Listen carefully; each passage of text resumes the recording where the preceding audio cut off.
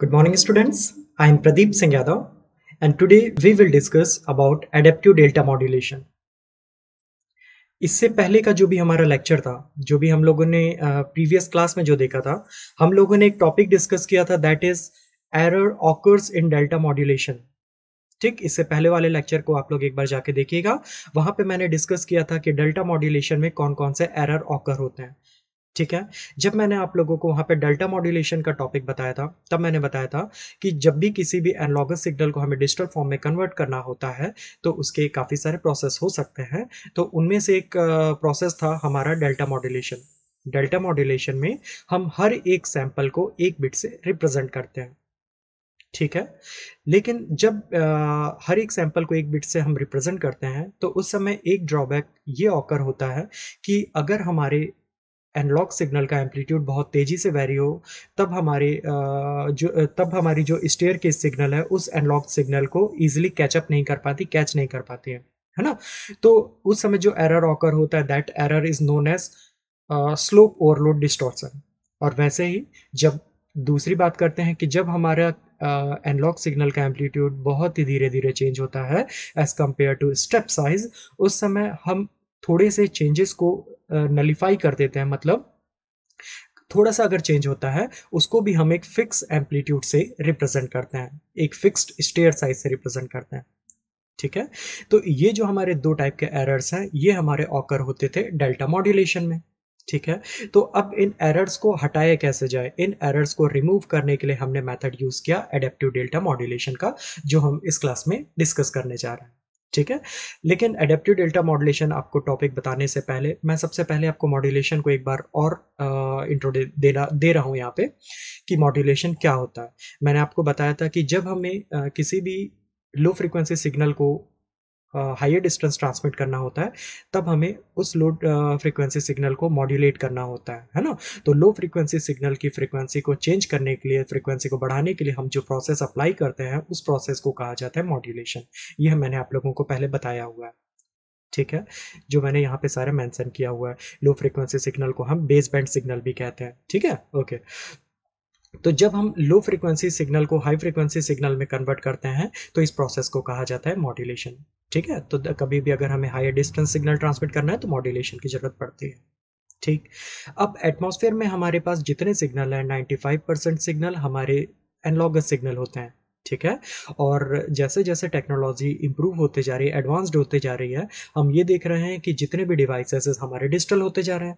तो analogue signal को digital device में सीधे प्रोवाइड नहीं किया जा सकता है. बात समझ में आई. तो हमें क्या करना होगा, एनालॉग सिग्नल को डिजिटल फॉर्म में कन्वर्ट करना होगा. क्लियर है.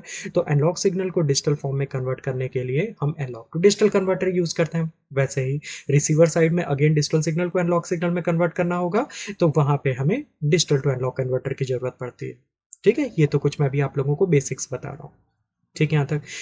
फिर मैंने बताया था कि जब एनालॉग सिग्नल को डिजिटल फॉर्म में रिप्रेजेंट करना होता है तो हम कौन कौन से मेथड यूज़ कर सकते हैं. हम पीसीएम यूज़ कर सकते हैं, हम डीपीसीएम यूज़ कर सकते हैं, हम डीएम यूज़ कर सकते हैं. ये सारे टॉपिक्स हमने प्रीवियस लेक्चर में डिस्कस किया है ऑलरेडी. आप लोग एक बार जाके प्रीवियस लेक्चर्स आप लोग देख लेना. ठीक है. लेकिन जब हम लोगों ने ये तीनों मेथड देखे थे तो हमने देखा था पीसीएम से ज़्यादा अच्छा है डीएम. डीएम के जो ड्रॉबैक्स होते हैं उनको अवॉइड करने के लिए जो डिफरेंशियल पल्स कोड मॉड्यूलेशन होता है, इसके एरर्स को अवॉइड करने के लिए डेल्टा मॉड्यूलेशन यूज़ किया जाता है. लेकिन डेल्टा मॉड्यूलेशन में भी कुछ एरर्स होते हैं. कौन कौन से एरर होते हैं? We get two type of error, that is slope overload distortion and granular noise error. ठीक है. ये दो टाइप के एरर कहाँ पे ऑकर होते हैं? ये दो टाइप के एरर ऑकर होते हैं डेल्टा मॉड्यूलेशन में. ठीक. तो इन दो एरर्स को अवॉइड करने के लिए, इन दो एरर्स को हटाने के लिए हम एक नए मेथड का यूज करते हैं. उस मेथड को हम कहते हैं एडेप्टिव डेल्टा मॉड्यूलेशन मेथड. ठीक है. तो आज की क्लास में हम जो डिस्कस करने जा रहे हैं वो हमारा यही एडेप्टिव डेल्टा मॉड्यूलेशन मेथड है. और ये हम क्यों डिस्कस करने जा रहे हैं? ये हम इसलिए डिस्कस करने जा रहे हैं कि इसके पहले का जो हम लोगों ने मेथड पढ़ा था डेल्टा मॉड्यूलेशन, उसमें दो टाइप के एरर्स होते हैं. ठीक है. तो उन दो एरर्स के कारण हम अपने एनालॉग सिग्नल को डिजिटल फॉर्म में जब कन्वर्ट करते हैं तो उनका कन्वर्जन सही नहीं होता है. बात समझ भाई. तो इसके लिए हमें एडेप्टिव डेल्टा मॉड्यूलेशन का यूज करना होगा. ठीक. तो आज के क्लास में हम स्टार्ट करते हैं एडेप्टिव डेल्टा मॉड्यूलेशन. ठीक।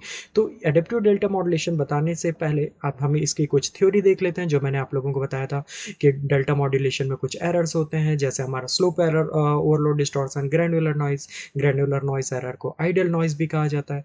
इन दो एरर्स को हटाने के लिए हमें एक एडवांस मेथड की जरूरत होगी, उस एडवांस मेथड को कहा जाएगा एडेप्टिव डेल्टा मॉड्यूलेशन। ठीक। अगर आप लोगों को डेल्टा मॉड्यूलेशन याद होगा तो मैंने आप लोगों को बताया था कि डेल्टा मॉड्यूलेशन में हर एक स्टेप साइज की जो हाइट है, that means height of step size, ठीक है, स्टेप साइज की वैल्यू फिक्स्ड होती है, delta plus delta minus delta plus delta minus delta. ठीक है, दैट मीन्स जो भी साइज होती है वो सिर्फ डेल्टा होती है, आइदर वो प्लस डेल्टा होगी आइदर वो माइनस डेल्टा होगी। बात समझ में आई। लेकिन इसमें क्या होता है कि अगर हमारे जो भी सिग्नल है, अगर हमारे एनालॉग सिग्नल का एम्पलीट्यूड बहुत ही तेज़ी से चेंज होगा, लेकिन हम स्टेप की साइज़ को तो प्लस डेल्टा से ज़्यादा चेंज नहीं कर सकते। तो उसके कारण ये होगा कि अगर हम plus delta plus delta plus delta से ही अपने स्टेयर केस को बनाते जाएंगे और एनालॉग सिग्नल को फॉलो करने की कोशिश करेंगे तो फॉलो नहीं किया जा पाएगा। ठीक है, तो जिसके कारण जो एरर ऑकर होता है उसको मैंने बताया था, उसको कहा जाता है एडेप्टिव डेल्टा मॉड्यूलेशन। जो एरर होता है उसको कहा जाता है स्लोप ओवरलोड डिस्टॉर्शन। ठीक है, तो इसी स्लोप ओवरलोड डिस्टॉर्शन और ग्रैन्युलर नॉइस एरर को अवॉइड करने के लिए, हटाने के लिए हम एक ऐप मेथड का यूज करते हैं, that method is known as adaptive delta modulation.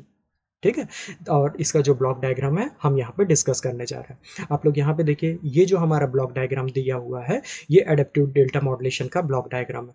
अगर आप इस ब्लॉक डायग्राम को किसी प्रीवियस ब्लॉक डायग्राम के साथ कंपेयर करें, इनफैक्ट डेल्टा मॉड्यूलेशन के ब्लॉक डायग्राम के साथ कंपेयर करें, तो आप देखेंगे कि ये ऑलमोस्ट सेम है।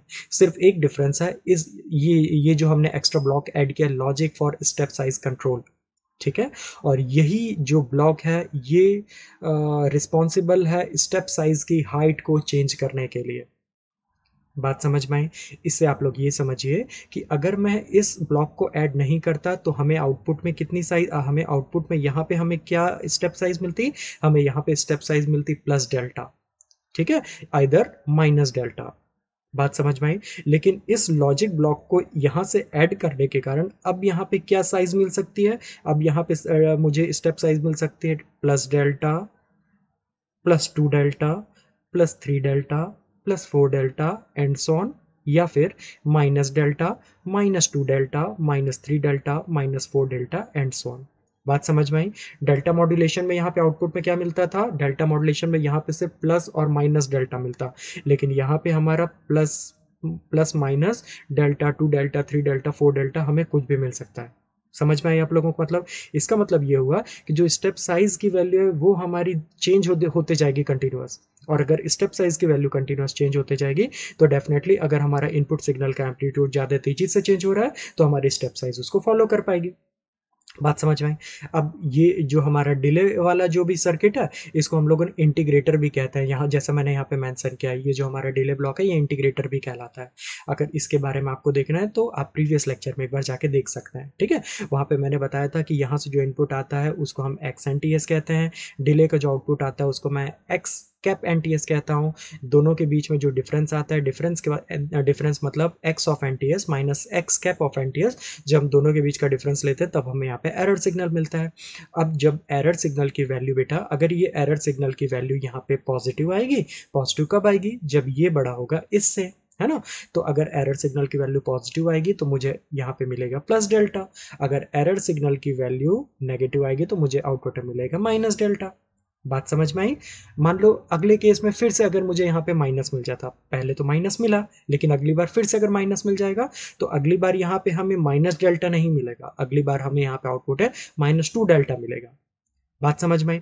वैसे ही मान लो फिर से अगली बार अगर यहाँ पे अगेन यहाँ पे ये वाला सिग्नल इस सिग्नल से छोटा है, दैट मीन्स अगर अगेन मेरे पास यहाँ पे एरर सिग्नल की वैल्यू नेगेटिव आएगी तो अब यहाँ पे मेरी जो भी आउटपुट रहेगा वो क्या हो जाएगा, माइनस 3 डेल्टा। बात समझ में आई। यहाँ पे जो भी आउटपुट है वो minus delta minus 2 delta minus 3 delta ऐसे वेरी करते जाएगा। बात समझ आई। इसके बाद अगर मानिए आप लोग कि अब अगर यहाँ पे एक्स एन टी एस की value X cap of N T S से बड़ी है, दैट मीन्स ये जो टर्मिनल है उसका इनपुट इससे ग्रेटर है, तो उस समय यहाँ पे पॉजिटिव मिलेगा। बात समझ में आई। लेकिन हमारा पिछला यहाँ पे स्टेप साइज कितना आया था, माइनस 3 डेल्टा, और यहाँ पे कितना मिला है मुझे, अब यहाँ पे प्लस मिला है, तो अब यहाँ पे जो स्टेप साइज होगी वो हमारी प्लस डेल्टा कम हो जाएगी, that means minus 3 delta plus delta कम हो जाएगी, तो क्या आ जाएगा यहाँ पे माइनस 2 डेल्टा। बात समझ में आई? अगली अगली बार अगर यहाँ पे फिर से प्लस आ जाता, तो यहाँ पे क्या है -2 डेल्टा, तो -2 delta plus delta, that means अगली बार यहाँ पे क्या आ जाएगा माइनस डेल्टा। बात समझ में आई? इसका मतलब ये हुआ कि इस टाइप के एडेप्टिव डेल्टा मॉड्यूलेशन का यूज़ करने से जो भी हमारे स्टेप साइज़ है वो कंटीन्यूअस चेंज होते रहती है, as well as that means continuous increase होते रहती है, as well as continuous decrease होते रहती है। ठीक है? इसी जो भी मैंने आपको एक्सप्लेनेशन दिया, इसी का थ्योरेटिकल एक्सप्लेनेशन यहाँ पे दिया है। आप एक बार यहाँ पे आके चेक कर सकते हैं। ठीक है? यहाँ पे मैंने बताया है कि कैसे एरर सिग्नल आता है, एरर सिग्नल को कैसे डेल्टा में कन्वर्ट किया जाता है, यही सब। ठीक? और अगर हम ये वाले जो भी सर्किट है, अगर मैं उसका यूज़ ट्रांसमीटर साइड करूँगा, तो जस्ट इसका अपोजिट ऑपरेशन करने के लिए हमें रिसीवर में भी एडेप्टिव डेल्टा मॉड्यूलेटर के रिसीवर में हमें इसका जस्ट रिवर्स प्रोसेस करना होगा। ठीक है? तो ये जो रिवर्स का प्रोसेस है, ये 2 स्टेप्स में कंप्लीट होता है। पहला स्टेप कौन-सा है? पहला स्टेप में यहाँ पे आपको मेंशन किया गया है कि कैसे जो भी हमारी स्टेप साइज़ हमें मिलेगी, वो एक-एक करके रिड्यूस होते जाएगी। तो जितनी रिड्यूस होगी, अगर वो एक-एक रिड्यूस होते जा रही है, तो -1 का रिप्रेजेंटेशन 0, ऐसा हमें आउटपुट में मिलते जाएगा। ठीक है? अगर मान लीजिए स्टेप साइज़ हमारी चेंज होते जा रही है, दैट मीन्स 2 डेल्टा से 3 डेल्टा, दैट मीन्स दोनों के बीच का डिफरेंस प्लस डेल्टा हुआ, तो प्लस डेल्टा को हम लोग 1 से रिप्रेजेंट करेंगे। दैट मीन्स हमारा जो भी आउटपुट आएगा वो प्लस और वो 1 और 0 के फॉर्म में आएगा। ठीक है? तो ये कैसे मिल रहा है, इसका थ्योरेटिकल एक्सप्लेनेशन मैंने यहाँ पे दिया, आप एक इसको रीड कर सकते हैं। ठीक, इसको समझने के लिए सबसे अच्छा तरीका ये है कि आप इसको एक वेव फॉर्म्स के थ्रू स्टडी करें। ठीक है? तो इसको रिप्रेजेंट करने के लिए सबसे पहले आप ये थ्योरी देख लेंगे कि यहाँ पे कैसे थ्योरी बताई गई है, और थ्योरी के बाद जो मैंने यहाँ पे इसका वेव फॉर्म रिप्रेजेंटेशन किया है, आप इस वेव फॉर्म को देखिए। आप यहाँ से यहाँ तक चेक करते जाइए। आप यहाँ से यहाँ तक वेव फॉर्म चेक करते जाइए कि जो भी हमारी वेव फॉर्म की स्टेप साइज़ आप लोगों को दिख रहा होगा, पहले कम है, फिर थोड़ी ज़्यादा हुई, फिर थोड़ी और ज़्यादा हुई, फिर थोड़ी और ज़्यादा हुई, फिर थोड़ी और ज़्यादा हुई। ठीक है? अभी भी आप लोग देखेंगे कि यहाँ से लेकर यहाँ तक हमारा जो सैंपल है, एक भी बार एनालॉग सिग्नल को टच नहीं कर पा रहा है। दैट मीन्स यहाँ से लेकर यहाँ तक अभी भी हमारा एरर है। लेकिन ये एरर कम है as compare to delta modulation के। ठीक है? ऐसा कम क्यों हुआ? क्योंकि यहाँ पे जो स्टेप साइज़ है वो धीरे-धीरे बढ़ रही है। तो क्योंकि स्टेप साइज़ धीरे-धीरे बढ़ रही है, तो सिर्फ़ इतने ही डिफरेंस में मैंने एक सैंपल गेन कर लिया। ठीक है? लेकिन अगर मैं यहाँ पे डेल्टा मॉड्यूलेशन के यूज़ करता, जिसमें ये फिक्स स्टेप साइज़ यूज़ की जाती, तो हमारी ये जो हमारा सिग्नल है, हमें हमें पहला सैंपल कहीं यहाँ पे मिलता, दैट मीन्स जो भी हमारा एरर होता, वो इतनी डिस्टेंस में हमें हमें पूरा एरर मिलता। बात समझ में आई आप लोगों को? ठीक है?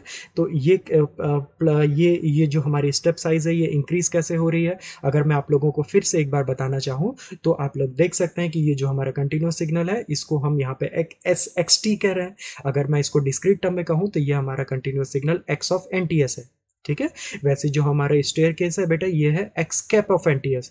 तो अगर मैं यहाँ की बात करूँ, तो इस टाइम इंटरवल में देखो, X कैप ऑफ NTS की वैल्यू X NTS से कम है, ये जो नीचे वाला पॉइंट है ये कम है, तो हमारी स्टेप साइज हमारी इंक्रीज होगी। बात समझ में आई? फिर से आप यहाँ पे इस पॉइंट में देखेंगे कि अभी भी ये जो हमारा एम्पलीट्यूड है वो इस एम्पलीट्यूड से कम है, दैट मीन्स अभी भी हमारा X NTS से कम है, तो हमारी स्टेप साइज फिर से वेरी होगी, फिर से चेंज होगी। इस अभी भी कम है तो फिर से बढ़ते जाएगी, अभी भी कम है फिर से बढ़ते जाएगी, अभी भी कम है फिर से बढ़ती जाएगी। लेकिन अब of x cap of NTS की वैल्यू एक्स ऑफ एनटीएस से कम है, तो अब जैसे जैसे मेरी ये वैल्यू इंक्रीज हुई थी, उसी ऑर्डर में अब ये वैल्यू मेरी डिक्रीज होगी। आप यहाँ पे देख सकते हैं, अगर मैं इसको 3 डेल्टा बोलूँ तो अगली बार वो रिड्यूस होकर 2 डेल्टा हुई है, अगली बार वो रिड्यूस होकर फिर से डेल्टा हुई। बात यहाँ तक समझ में आ रही है आप लोगों को? ठीक है? तो सबसे अच्छा एडेप्टिव डेल्टा मॉड्यूलेशन को स्टडी करने का तरीका ये वेव फॉर्म ही है, जिसके थ्रू हम इसको स्टडी कर सकते हैं। ठीक? अब इसके जो एडवांटेज है, कौन-कौन से इसके एडवांटेज है? पहला तो इसमें स्लोप ओवरलोड डिस्टॉर्शन नहीं होता, दूसरा इसमें ग्रैन्युलर नॉइज़ डिस्टॉर्शन नहीं होता। ठीक है? और ग्रैन्युलर नॉइज़ डिस्टॉर्शन नहीं होता, और दूसरा हम इसमें लो पास फ़िल्टर के थ्रू इसको पास करते हैं, तो लो पास फ़िल्टर पास करने के कारण जो भी हमारा नॉइज़ सिग्नल होता है, वो भी इसमें बहुत ही कम मर्ज होता है as compare to delta modulation. ठीक है? तो ये हमारे सारे एरर्स होते हैं। अब जो भी हमारा बिट एरर, या फिर हम कह सकते हैं कि जो भी हमारा एरर होता था as compare to delta modulation, वो भी इसमें कम होता है। इसकी जो डायनेमिक रेंज होती है एडेप्टिव डेल्टा मॉड्यूलेशन की, वो भी ज़्यादा होती है। अब डायनेमिक रेंज क्या होती है? डायनेमिक रेंज मतलब होती है कि कितनी हायर वैल्यू से लेकर कितनी लोअर वैल्यू तक के एम्पलीट्यूड को रिप्रेजेंट कर सकते हैं। ठीक है, इसको डायनेमिक रेंज कहा जाता है। तो क्योंकि यहाँ पे एम्पलीट्यूड हमारे स्टेप साइज़ की वैल्यू चेंज होते रहती है, बहुत ही delta plus 2 delta plus 3 delta ऐसे चेंज होते रहती है। इसके कारण हम इसमें बहुत ही हायर एम्पलीट्यूड तक के सिग्नल को डिजिटल फॉर्म में ईज़िली कन्वर्ट कर सकते हैं। दैट्स व्हाई यहाँ पे मेंशन किया गया है कि जो भी हमारा एडेप्टिव डेल्टा मॉड्यूलेशन है, उसकी रेंज हमारी ज़्यादा होती है। ठीक है, डायनेमिक रेंज ज़्यादा होती है। अब दोनों के बीच का जो डिफरेंस है वो यहाँ पे देखिए आप लोग क्या मेंशन किया है। क्या-क्या है कि यहाँ पे जो भी हमारा डेल्टा मॉड्यूलेशन है उसमें स्टेप साइज़ फिक्स्ड होती है, लेकिन एडेप्टिव डेल्टा मॉड्यूलेशन में स्टेप साइज़ वेरी होती है। सेकंड, डेल्टा मॉड्यूलेशन में slow power distortion, granular noise distortion दोनों होते हैं, लेकिन यहाँ पे नहीं होते हैं। इसमें क्या होता है, स्लो पावर जो भी हमारा डेल्टा मॉड्यूलेशन होता है उसमें डायनेमिक रेंज कम होती है, एडेप्टिव डेल्टा मॉड्यूलेशन में डायनेमिक रेंज ज़्यादा होती है। ठीक है? तो और क्या चौथा हमारा क्या है, फोर्थ हमारा डिफरेंस क्या है कि इसमें बैंडविड्थ का यूटिलाइजेशन फुली होता है, लेकिन डेल्टा मॉड्यूलेशन में उतना अच्छा बैंडविड्थ का यूज़ नहीं किया जाता है। ठीक है, और वैसे ही अगर मैं इनके एप्लीकेशंस की तरफ जाऊं तो एप्लीकेशंस क्या क्या है इनका। इसका पहला एप्लीकेशन है कि इसमें जो हमारी वॉइस क्वालिटी होती है ना, जो भी अगर मैं किसी भी अनलॉक सिग्नल को by using adaptive delta modulation उसको डिजिटल फॉर्म में कन्वर्ट करूँ, तो जो भी हमारी क्वालिटी होती है एज वेल एज स्पीड होती है सिग्नल ट्रांसमिशन की, वो हमारी ज़्यादा होती है। ठीक है, इसी कारण जो भी हमारे टेलीविज़न सिग्नल ट्रांसमिशन होता है उसमें एडेप्टिव डेल्टा मॉड्यूलेशन का यूज़ किया जाता है। इनफैक्ट आप ऐसा कह सकते हैं बेटा कि कहीं पे भी अगर वॉइस सिग्नल को कोड करना होगा तो कोशिश किया जाता है कि अगर हम उसको एडेप्टिव डेल्टा मॉड्यूलेशन के थ्रू ही कोड करें। ऐसा क्यों? ऐसा इसलिए क्योंकि जो भी वॉइस सिग्नल होता है उसका एम्पलीट्यूड प्रिडिक्ट नहीं किया जा सकता। उसके एम्पलीट्यूड में बहुत शार्पली चेंज भी हो सकता है, बहुत धीरे-धीरे चेंज भी हो सकता है। ठीक है? तो जहाँ पे सिग्नल के एम्पलीट्यूड को हम प्रिडिक्ट नहीं कर सकते कि कितना तेज़ी से चेंज हो रहा है उसमें, तो वहाँ पे हम एडेप्टिव डेल्टा मॉड्यूलेशन का ही यूज़ करते हैं। ठीक है? ये नासा में भी यूज़ किया जाता है, नासा में भी यूज़ किया जाता है, जितने भी हमारे कम्युनिकेशन प्रोसेस होते हैं वहाँ पे उसके लिए। ठीक?